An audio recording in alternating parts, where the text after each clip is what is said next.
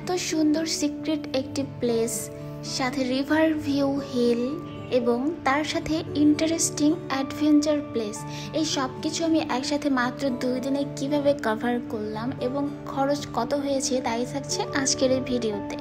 এই সবগুলা place Bandarban লামাতে। So আমার আজকের গন্তব্য বান্দরবান লামা। লামাতে যেতে হলে আমাকে ফার্স্ট যে কোনো প্রান্ত থেকে চকরিয়া আসতে হবে। আমি ঢাকা থেকে চকরিয়ার উদ্দেশ্যে রওনা দিচ্ছি। কল্যাণপুর থেকে আমার এসি বাসের টিকিট পড়েছে 1400 টাকা, নন এসি বাসের টিকিট পড়বে ঢাকা থেকে 800 থেকে 900 টাকা। দেন চকরিয়া থেকে নেমে চাঁদের গাড়ি, বাস বা সিএনজি যে সব কিছু এখানে অ্যাভেলেবল, বাসে করে খুব কম প্রাইসে যাওয়া যাবে। পার পারসন পড়বে 40 থেকে 50 টাকা। চাঁদের গাড়ি রেন্ট পড়বে 1500 থেকে 1700 টাকা এবং সিএনজিতে 500 থেকে 600 টাকা। আমরা একটি চাঁদের গাড়ি নিয়ে রওনা দিলাম লামার উদ্দেশ্যে মেরিঞ্জা ভ্যালিতে, কারণ আমাদের রিসোর্ট ছিল মেরিঞ্জা ভ্যালিতে আগে থেকেই বুক করা।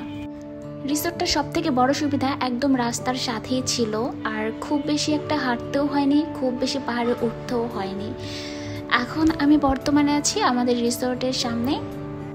রিসোর্টের নাম ছিল রিসাং টং। আমরা এখন মেইন গেটে আছি, এখন আমরা উপরে যাব। ওই যে দেখা যাচ্ছে জুম ঘর, আমাদের আগে থেকে জুম ঘরটা বুক করা ছিল।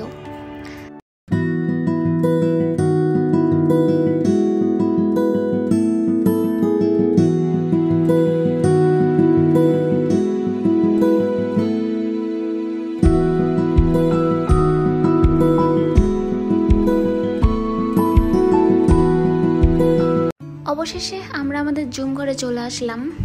এবার আমি আমাদের একটু এই রিসোর্টের খরচের ব্যাপারটা ক্লিয়ার করি।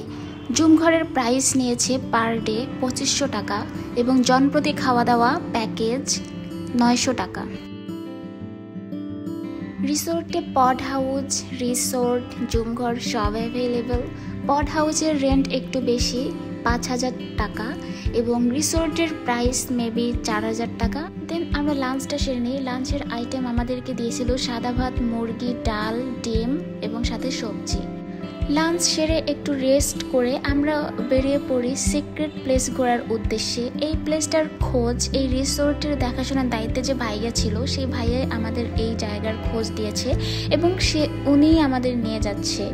আমরা যে রিসোর্টে ছিলাম সেই রিসোর্টের পাশেই ছিল, অর্থাৎ যে পাহাড়ে আমাদের রিসোর্টটা ছিল সেই পাহাড়ের নিচে একটা সুন্দর একটা প্লেস।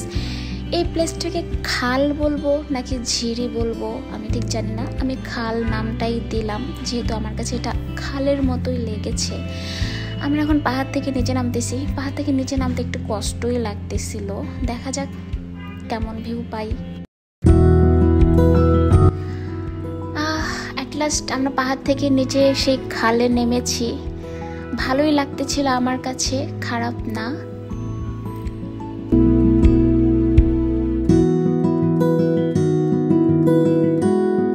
পানিগুলো যে কি ঠান্ডা ছিল, আমার কাছে যে কি ভালো লাগতেছিল, কেননা পাহাড় থেকে নিচে নামতে নামতে পুরো হাঁপাই, একদম ঘেমে অবস্থা খারাপ। পানিগুলো পায়ের সাথে লাগার সাথে সাথে ঠান্ডা যে অনুভূতিটা লাগছে, খুব ভালো লাগতেছিল আমার কাছে। প্লেসটা কিন্তু খারাপ না, আমার কাছে খুব ভালো লাগছে, ন্যাচারাল একটা প্লেস। এই খালটা দিয়ে 2.5 থেকে 3 ঘন্টা হাঁটলে একটা ছোট ঝর্ণার দেখা মিলবে। সো আমরা যেহেতু মেয়ে মানুষ ছিলাম, আমার খুব ইচ্ছা ছিল ঝর্ণা পর্যন্ত যাওয়ার, কিন্তু আমার সাথের মেয়েগুলোর জন্য হয়ে ওঠেনি। ওরা একটু হেঁটেই হাঁপায়ে গেছে, আমরা পুরোটা হাঁটতে পারিনি 2-3 ঘন্টা। আমরা প্রায় 1 ঘন্টার মতো হাঁটি এবং হাঁটতে হাঁটতে যেখানে ভালো ভিউ পেয়েছিলাম সেখানে আমরা পিক ভিডিও করে চলে আসি। আমার কাছে খুবই ভালো লাগছিল, খুব ন্যাচারাল একটা ভিউ, আমি খুবই এনজয় করতেছিলাম। আরও ভালো লাগতো যদি ঝর্ণা পর্যন্ত যেতে পারতাম। যাই হোক, আমরা এই খালটা বেশ কিছু টাইম এনজয় করে আমাদের রিসোর্টে চলে আসি।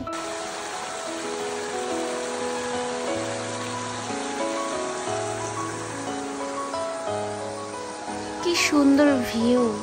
প্লেসটা ছোট হলেও আমার কাছে খুবই ন্যাচারালি একটা ভিউ লেগেছে, খুবই ভালো লেগেছে। ডিনারে আমাদের বারবিকিউ দেওয়া হয়েছিল, আর রাতে সব থেকে মজার ব্যাপার হচ্ছে আমরা আমাদের রুমে না থেকে রিসোর্টের পাশে একটা আলাদা স্পেস ছিল, আমরা সেখানেই শুয়ে পড়েছি। আমার লাইফের ফার্স্ট এক্সপিরিয়েন্স পাহাড়ের উপরে খোলা আকাশের নিচে এইভাবে ঘুমানোর একটা লাইফের ফার্স্ট এক্সপিরিয়েন্স। আমার কাছে ব্যাপারটা এত ভালো লেগেছে যেটা বলার বাহিরে। তারা লক্ষ লক্ষ তারা, নিচে আমরা পাহাড়ের উপরে শুয়ে, জস সাথে পাখির ডাক।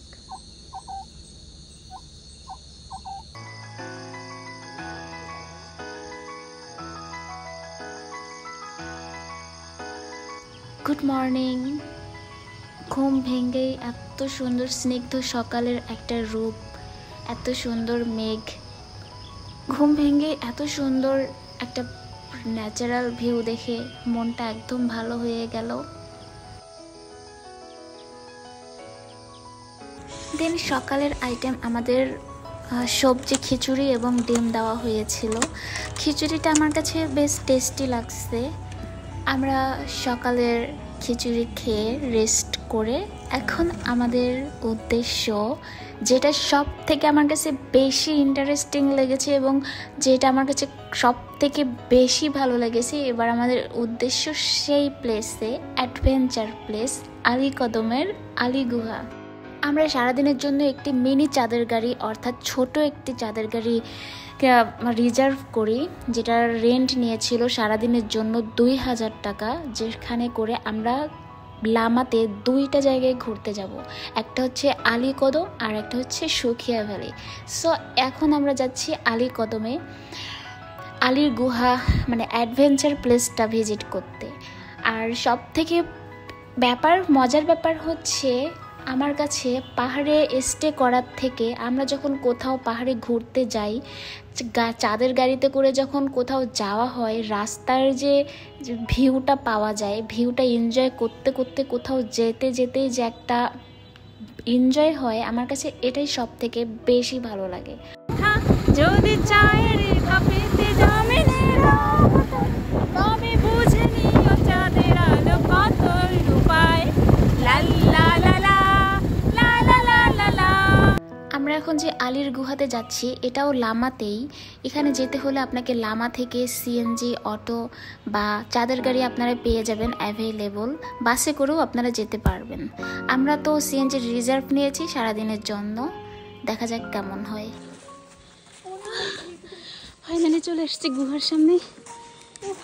পাহাড়ে উঠতে একটু হাঁপাই যাই। এই হচ্ছে আলীর গুহা। আমরা এখন পাশে ভিতরে ঢুকবো, দেখা যাক ভিতরে কেমন পাই।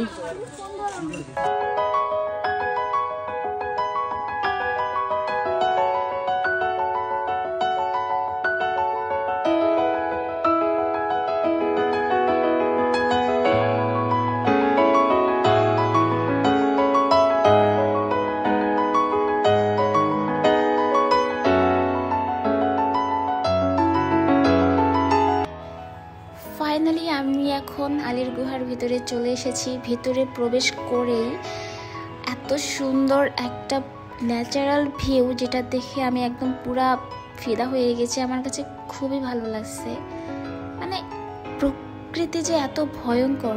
ও এইটা হচ্ছে আলীর গুহার ছোট গুহা। এই গুহার ভিতরে ঢোকা যায়, বাট আমি ঢুকি নাই। আমি বড় গুহাতে যাব।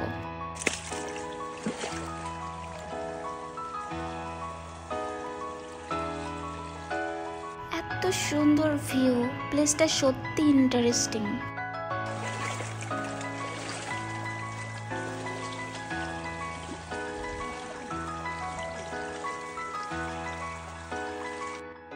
কিন্তু ভিতরে দিয়ে হাঁটতে এত কষ্ট হচ্ছিল যেটা বলার বাহিরে। ভেতরে এই গুহাগুলো এত চিপা চিপা ছিল যেগুলো দিয়ে আসলে হাঁটতে খুবই কষ্ট হচ্ছিল, বাট খুবই ভালোও লাগতেছিল, কষ্টও হচ্ছিল। দুইটা মিলে এক জোস একটা কম্বিনেশন। এই যে চিপা দিয়ে এখন উপরে উঠতে হবে, এটা যে আরো এত কষ্ট লাগতেছিল।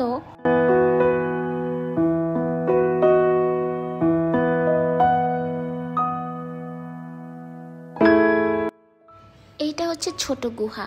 এই গুহা দিয়েও ভেতরে ঢোকা যাবে, কিন্তু ভেতরটা আমার কাছে এত ভয়ঙ্কর লেগেছে আমি ঢোকার সাহস পাইনি।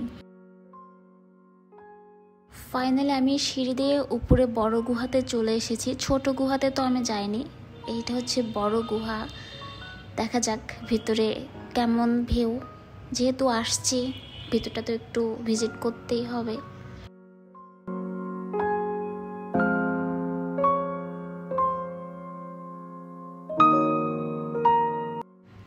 হরর মুভিগুলার সিন মনে পড়তেছিল আমার এর ভিতরে ঢুকে।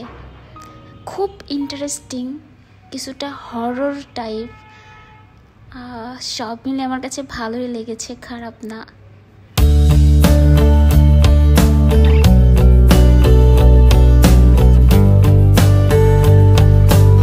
ছোট যে গুহাটা দেখেছিলাম এই পাশ দিয়েই ওই ছোট গুহা দিয়ে বেরোনোর পথ, আবার ওই ছোট গুহাতে ঢুকলে এই বড় গুহা দিয়ে বের হওয়া যায়, মানে ওইটা আর এইটা দুইটাই এক।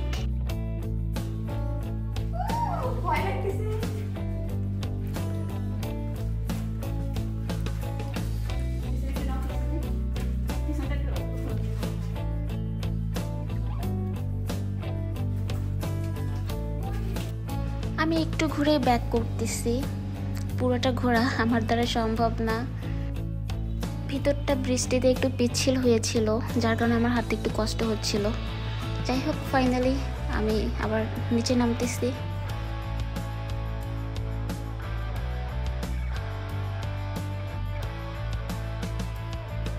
আমরা বেশ কিছু টাইম ঘুরে এবার ব্যাক করব। সত্যি ছোটোখাটো একটা অ্যাডভেঞ্চার প্লেস, ভিতরটা যেমন কষ্ট ঘুরতে ঠিক তেমন মজা, সব মিলিয়ে প্লেসটা ইন্টারেস্টিং আর খুবই ভালো লেগেছে। অ্যাট লাস্ট আপনারাও চাইলে এখানে এসে ঘুরতে পারেন।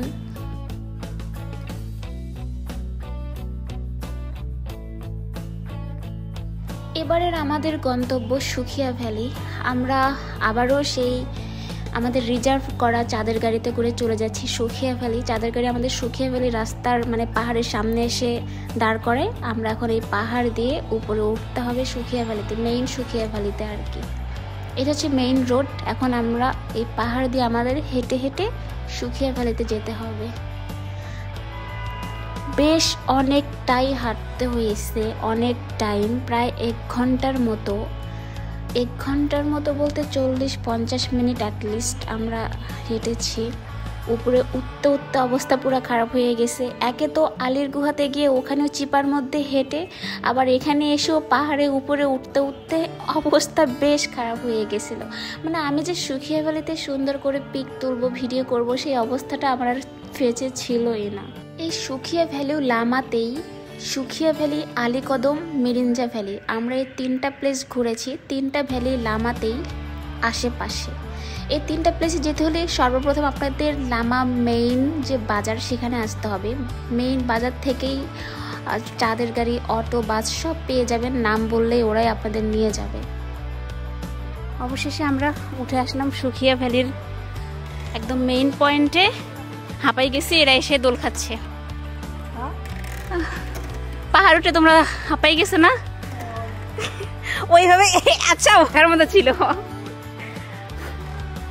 সো ফাইনালি এটা হচ্ছে সুখিয়া ভ্যালির মেইন রিসোর্ট, মানে মেইন একদম নদীর রিসোর্ট, যেখান থেকে আর কি রিভার ভিউটা সুন্দর মতো পাওয়া যায়।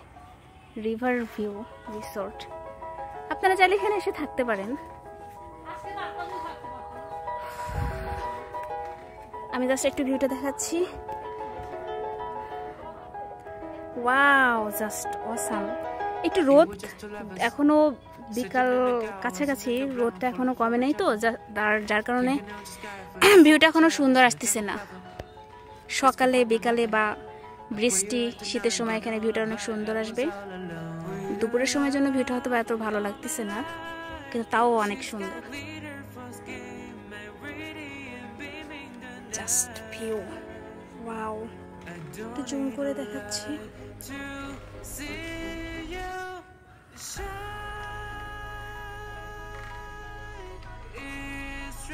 এখানে পাহাড়, রিভার, 2টা ভিউ একসাথে পাওয়া যায়। এটা হচ্ছে ভালো লাগার। এগুলো রিসোর্ট। এইটা হচ্ছে জুমঘর। জুমঘরটাও অনেক সুন্দর, খারাপ না। জুমঘর থেকেও just view, wow. We were just two lovers, feet up on the dive, drawing our fast, burning through the summer. Ready on a blast, made the moment last. She got solar power, minutes feel like hours. She knows she would buy. এখানে রিসোর্টের rent maybe 4000 থেকে 5000 টাকা rent. এক এক রিসোর্টের এক এক price.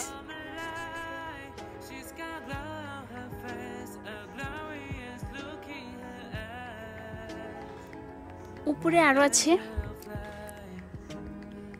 উপরেও যাবো একটু পরে।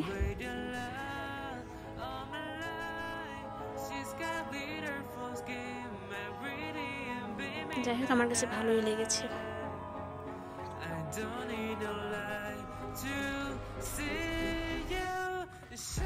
এটা হচ্ছে উপরের ভিউ। আমরা এখন একদম সুখিয়া ভ্যালির একদম উপরের চূড়ায় আছি।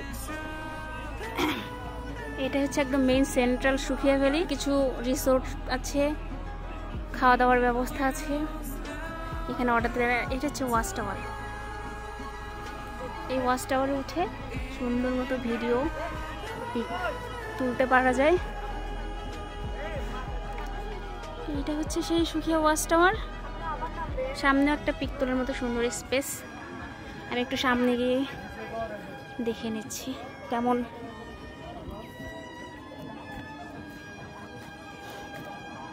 ওয়াও, এখান থেকে আরো সুন্দর ভিউ আসে, পুরো নদী।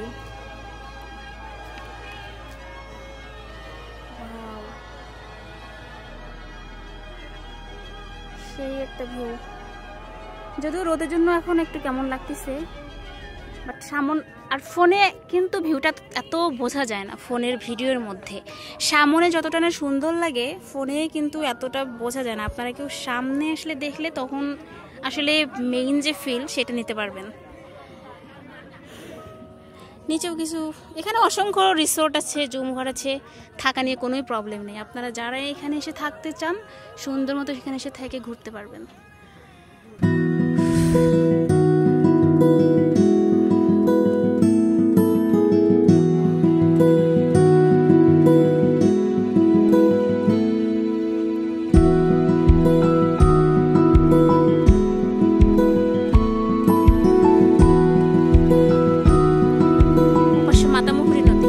এপাশে আরেকটা নদী।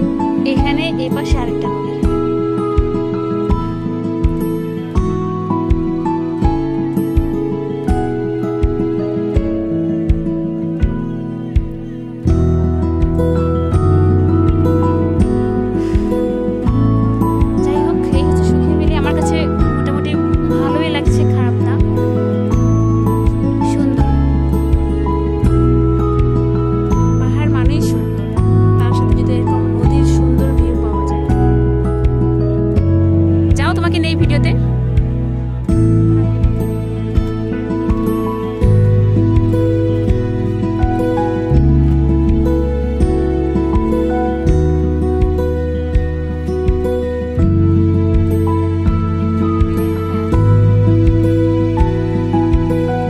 এই ছিল সুখিয়া ভ্যালি। আমি সুখিয়া ভ্যালিটা একটু ঘুরে এবার আমার চলে যাওয়ার পাড়া। আমি এখানে থাকিনি, এখানে চাইলে থাকা যাবে। আপনারা কেউ এখানে ঘুরতে চাইলে এসে থাকতে পারবেন। জুমঘরে একটু খুব কম প্রাইসে পেয়ে যাবেন। যাই হোক, আমরা বেশ কিছু টাইম সুখিয়া ভ্যালিতে ঘুরে ফিরে এবার আমাদের চলে যাওয়ার পালা।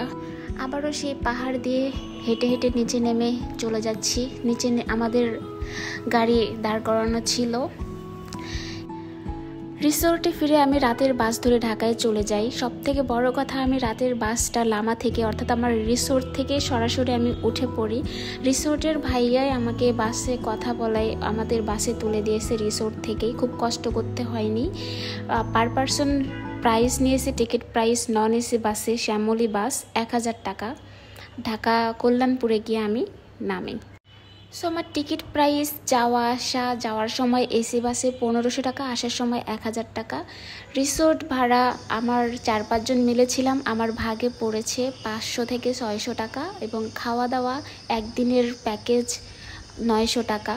এই হচ্ছে সব কিছু মিলিয়ে আমার টোটাল খরচ পড়েছে প্রায় ৬,০০০ টাকা। সো 2 দিন 1 রাতের আমার এই ট্যুরটাতে ৬,০০০ টাকায় আমি সব কিছু কমপ্লিট করেছি। আমি 3টা লামা উপজেলার বান্দরবান লামাতে আমি 3টা প্লেস ঘুরি। তো সব কিছু মিলে আমার কাছে ট্যুরটা ভালোই ছিল। আপনারাও চাইলে বান্দরবান লামা থেকে ঘুরে আসতে পারেন। সবাই ভালো থাকবেন, টাটা।